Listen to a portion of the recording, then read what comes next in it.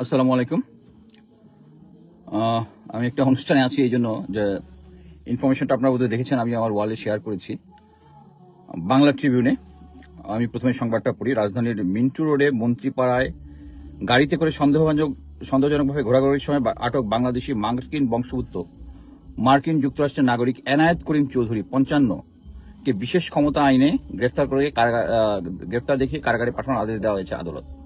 শনিবার 13 সেপ্টেম্বর আসামি আদালতে উপস্থিত করে 7 দিনের রিমান্ড নিতে আবেদন করেন তদন্তকারী কর্মকর্তা রমনা মডেল থানার উপপরিদর্শক মোহাম্মদ আজিজুল হাকিম। পরে ঢাকা মেট্রোপলিটন ম্যাজিস্ট্রেট দিলরুবা আফরোজ তিথি আসামিকে কারাগারে পাঠানোর আদেশ দেন এবং রিমান্ডে শুনানির জন্য 15 সেপ্টেম্বর দিন ধার্য করেন। আসামির বিরুদ্ধে রমনা থানায় সাধারণ ডায়েরি সূত্রে জানা যায়, শনিবার সকাল 10:30টায় রাজধানীর মিন্টু রোডের মন্ত্রীপাড়া এলাকায় প্রাডো গাড়িতে এক করে সন্দেহজনক চলাচল করছিলেন আসামি এনায়েত করিম চৌধুরী।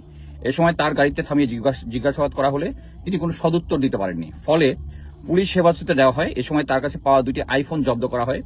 প্রাথমিকভাবে তার ফোন বিশ্লেষণ করে বর্তমান সরকারের বিরুদ্ধে ষড়যন্ত্রমূলক অনেক গুরুত্বপূর্ণ তথ্য পাওয়া গেছে।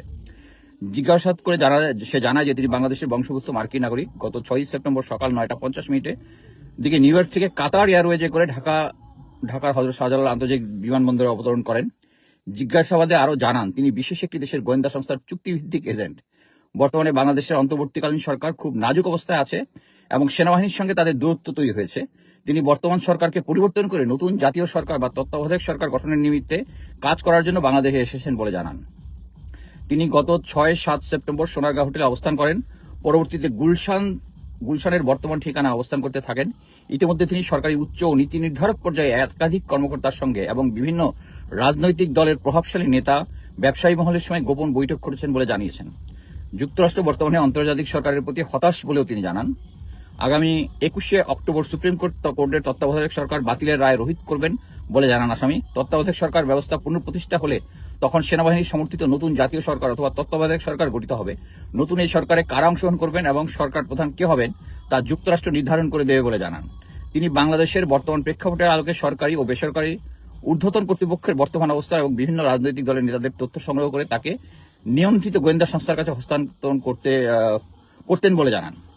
মামলায় বলা হয়, আসামি এনায়েত করিম চৌধুরী বর্তমানে বাংলাদেশের অন্তর্বর্তী সরকারকে উৎখাত করার জন্য অন্য দেশের গোয়েন্দা সংস্থার এজেন্ট হিসাবে বাংলাদেশে এসে জননিরাপত্তা এবং সার্বভৌমত্ব বিনষ্ট করার প্রচেষ্টায় লিপ্ত আছেন, যা ধার্তব্য অপরাধ। আচ্ছা, এখানে মেইন কাহিনীটা হচ্ছে, আমরা সবাই আগে শুনেছি যে এই এনায়েত করিম এ হচ্ছে রয়ের এজেন্ট, মানে আপার এজেন্ট। সে বাংলাদেশে এসেছে, বলতেছে সে আমেরিকার পক্ষে আসছে, সে অ্যাকচুয়ালি আপার এজেন্ট। আমরা এর আগে আমার কয়েকটা লাইভ ভিডিওতে আমি বলেছিলাম যে বর্তমানে যে সরকার, মানে সরকার হচ্ছে আওয়ামী লীগের যারা ক্লোজ, যারা বাংলাদেশে আবার মডারেট আওয়ামী লীগ আনতে চাচ্ছে, এটা হচ্ছে তাদের এজেন্ডা। এই এনায়েত করিম বাংলাদেশে এসেছে, এর সাথে যুক্তরাষ্ট্রের কোনো সম্পর্ক নাই। তাকে যখন অ্যারেস্ট করা হওয়ার পরে মোটামুটি আমাদের গোয়েন্দা সংস্থাগুলো একটু পাগল হয়ে গেছে। কারণ এখানে মোস্ট ইম্পর্টেন্ট ফ্যাক্টর হচ্ছে, তাকে যখন অ্যারেস্ট করা হয়, আমি আবার বলি, তাকে যখন অ্যারেস্ট করা হয় ওই প্রাদো গাড়িতে তার সাথে 2জন পুলিশ এসকর্ট ছিল।